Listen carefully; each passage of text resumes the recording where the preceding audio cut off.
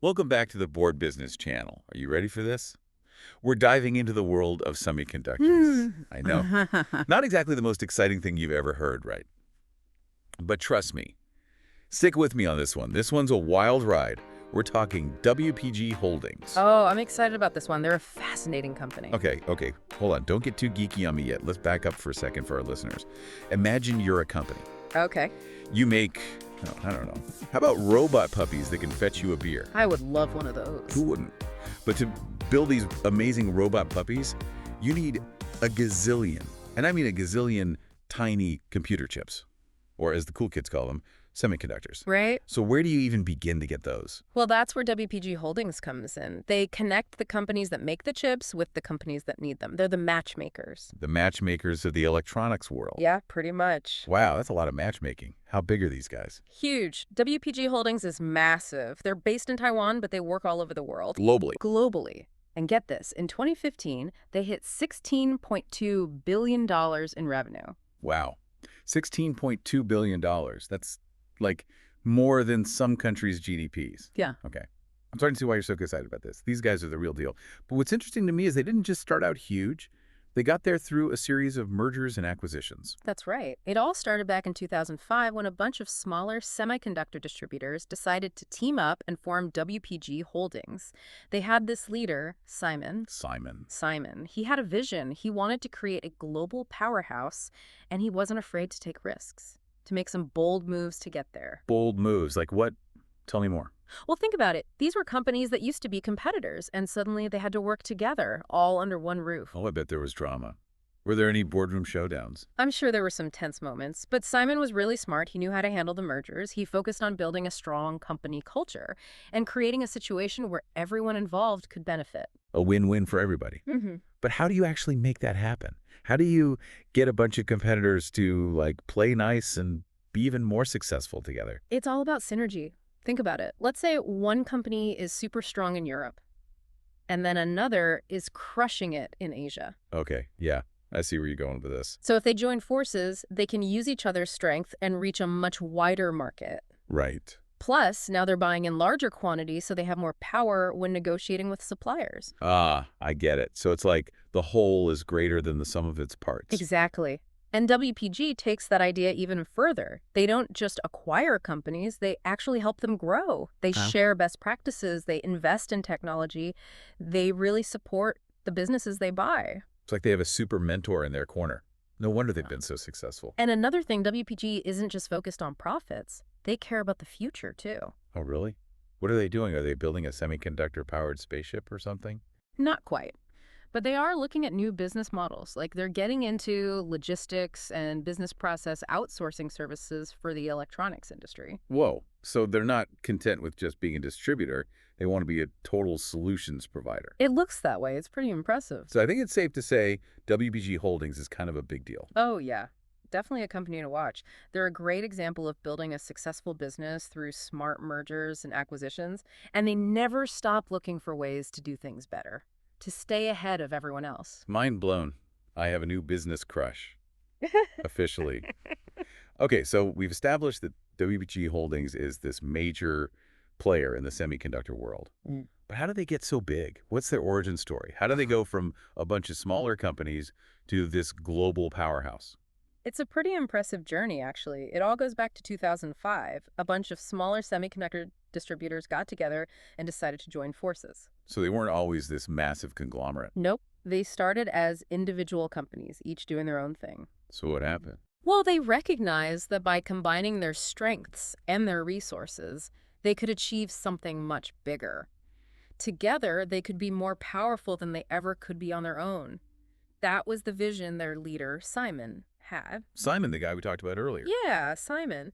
He played a key role in bringing all these different companies together and building WPG Holdings into what it is today. So he was like the architect of this whole thing. Exactly. He saw the potential for creating something truly special, something that could really disrupt the industry.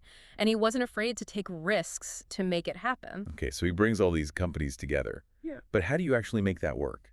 Merging different companies, different cultures, different ways of doing things. That can't be easy. It's definitely not a walk in the park. It takes a lot of careful planning, a lot of communication, and a lot of flexibility. So how did Simon and his team pull it off? Well, for one thing, they were very strategic about the companies they acquired. They didn't just go out and buy up any company that was available. They looked for companies that would complement each other, companies that would create synergy and allow them to offer a more comprehensive range of products and services to their customers. So it was like building a puzzle. Exactly. Each acquisition was like adding another piece to the puzzle, creating a more complete and powerful picture. So it sounds like they had a clear strategy from the start. But how did they actually execute that strategy? How do they make sure all these different pieces fit together smoothly? It was a lot of hard work, for sure. But Simon and his team were very good at bringing people together, building consensus, and creating a shared sense of purpose. They focused on building a strong corporate culture that emphasized collaboration, open communication, and mutual respect. So it was like creating a family atmosphere. In a way, yes. They wanted everyone to feel like they were part of something bigger, something special. And that sense of belonging helped to smooth over a lot of the inevitable bumps in the road that come with any merger or acquisition. That makes sense. But it wasn't just about warm and fuzzy feelings, right? They had to make sure these mergers were actually good for business. Did all these acquisitions actually lead to growth and profitability? Oh, absolutely. WPG Holdings' growth has been phenomenal. Their revenue has skyrocketed since they started this journey of mergers and acquisitions. Remember that $16.2 billion figure we talked about? Yeah, it's hard to forget a number like that. Well, that's a direct result of their successful acquisition strategy. They've expanded their market share, their product portfolio, and their global reach, and they've done it all while maintaining a strong focus on profitability.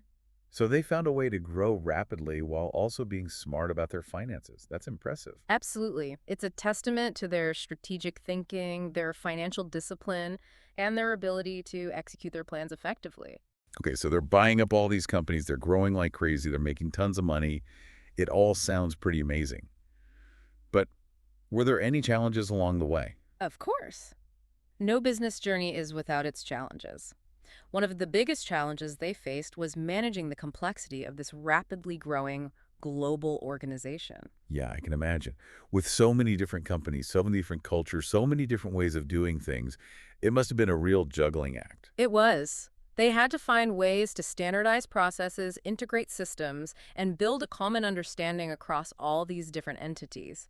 And they had to do it all while still respecting the unique cultures and identities of the companies they acquired. So how did they manage that? It took a lot of effort and a lot of creativity. They implemented a decentralized management structure. They called it a federated model, which gave their subsidiaries a lot of autonomy while also providing them with the support and resources they needed from the parent company. So it was like a balancing act between giving freedom and maintaining control. Exactly, and it was a balance they managed to strike very effectively. They created a system where everyone felt empowered to contribute and to make decisions while still working towards a common goal. Okay, so they've got this decentralized management structure. They're growing like crazy. They're managing the complexity. But what about the people?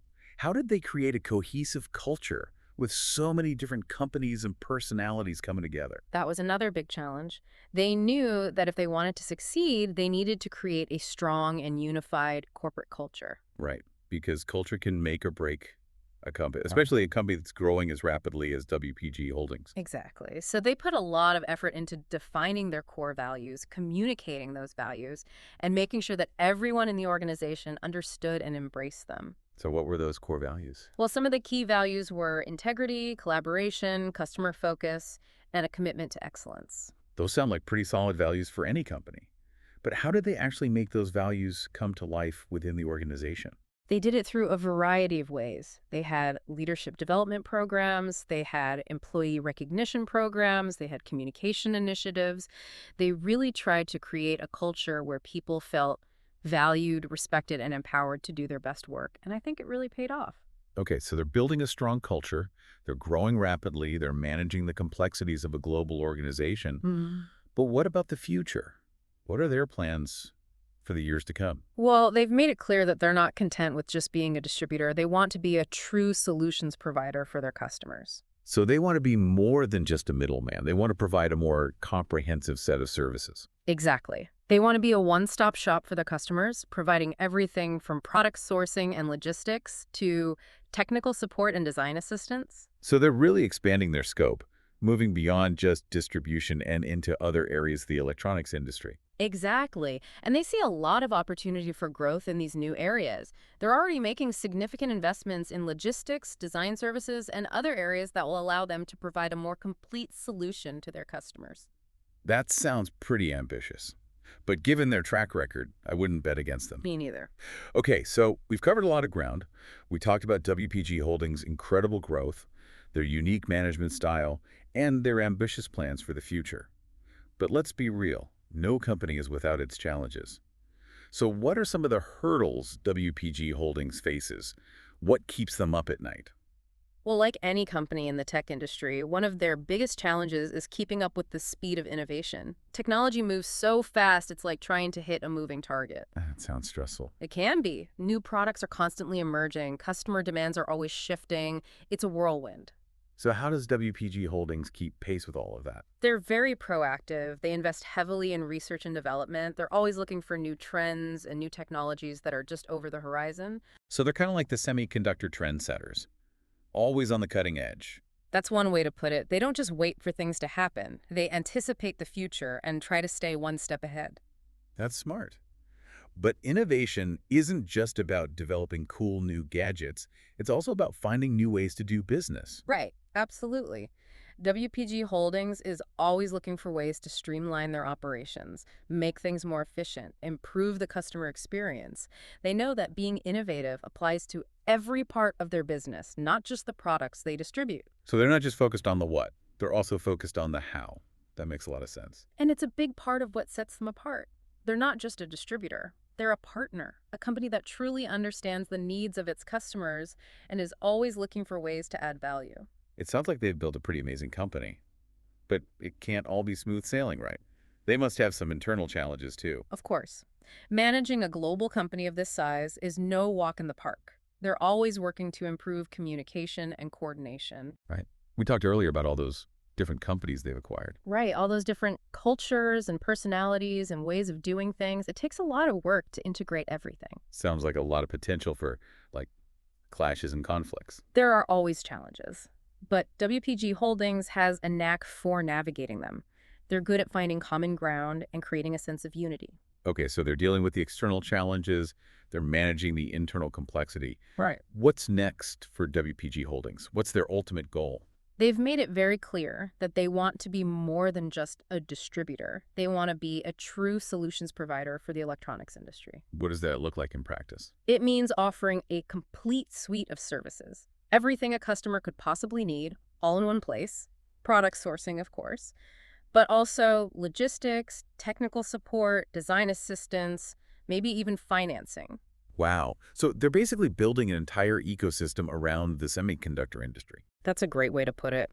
And it's a smart move. They're positioning themselves to be an indispensable partner for their customers, a company that can help them navigate the complexities of the electronics world and achieve their business goals. It sounds like they have a very clear vision for the future. They do, and they have a proven track record of success. So I'm excited to see what they accomplish in the years to come. Me too. This has been fascinating. I had no idea the world of semiconductors could be so dynamic and interesting. Thanks for walking us through it all. It's been my pleasure. And a big thanks to my friend Steve, the executive director of the Arizona Taiwan office, for the heads up about this incredible company. Thanks for listening to the Board Business Channel. Make sure to hit the like button, subscribe, and ring the bell for notifications.